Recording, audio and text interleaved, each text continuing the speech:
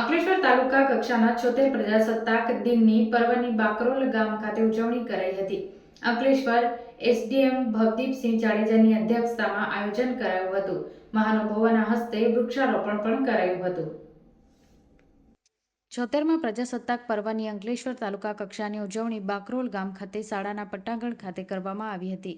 અંકલેશ્વરના પ્રાંત અધિકારી ભવદીપસિંહ જાડેજાના વરદ હસ્તે ધ્વજવંદન કરવામાં આવ્યું હતું.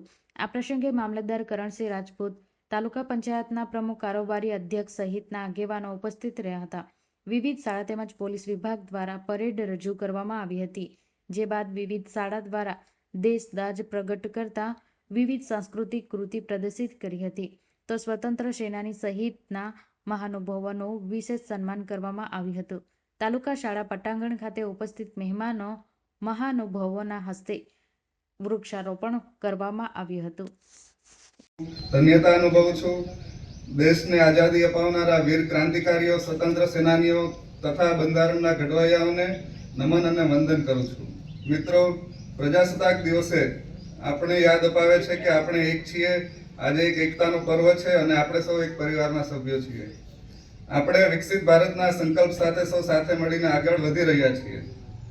આજના દિવસે 1950માં 75 વર્ષ અગાઉ ભારત દેશનું બંધારણ અમલમાં બન્યું હતું. પ્રજાસત્તાક ભારતની સ્થાપના કરવામાં આવી હતી. આ દિવસે તે મહાપુરુષોને યાદ કરવા જોઈએ જેમણે આઝાદી મેળવ્યા પછી તેમને સમૃદ્ધ અને મજબૂત ગણતંત્ર બનાવવા માટે કામ કર્યું છે.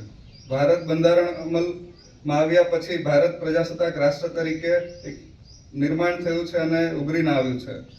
મિત્રો, આજે જ્યારે આપણે પ્રજાસત્તાક પર્વની ઉજવણી કરી રહ્યા છીએ ત્યારે આપણે બંધારણના ઘડવામાં જેમણે યોગદાન આપ્યું તેવા બાબા સાહેબ આંબેડકર તથા સાથે જ્યારે વિશ્વમાં વુમન ઇક્વાલિટીની કોઈ ડેફિનેશન નથી ત્યારે આપણી બંધારણીય સભામાં 15 જેટલા ફિમેલ સભ્યો હતા અને તેમણે આ બંધારણને એક ઓપ આપવામાં મહત્વનું યોગદાન આપ્યું છે. જેમાં સરોજીની નાયડુ, રાજકુમારી અમૃતા કૌર, સુચેતા કૃપલાણી તથા હંસાબેન મહેતા જેવા આઝાદીના ઘડવૈયાઓએ બંધારણીય સભામાં ભાગ લીધો હતો. મિત્રો, બંધારણનું આજે અમલી બન્યું 75 વર્ષ અગાઉ, ત્યારે આપણે જેમને અથાગ મહેનત કરી અને નાગરિકતા વિષયના હકો આપ્યા છે ત્યારે આપણા બંધારણમાં આજે 125 જેટલા બંધારણીય સુધારાઓ થયા છે. ટોટલ 448 જેટલા આર્ટિકલો અત્યારે સમાવેશ થાય છે. 25 ભાગમાં વહેંચાયેલું છે તથા 12 શેડ્યુલમાં સમાવેશ થાય છે. મિત્રો, દેશના બંધારણ દરેક નાગરિકને સમાનતા, સ્વતંત્રતા, ધર્મનિરપેક્ષતા, સ્વતંત્ર ન્યાયતંત્ર સહિત વિવિધતામાં એકતાના હકો આપ્યા છે.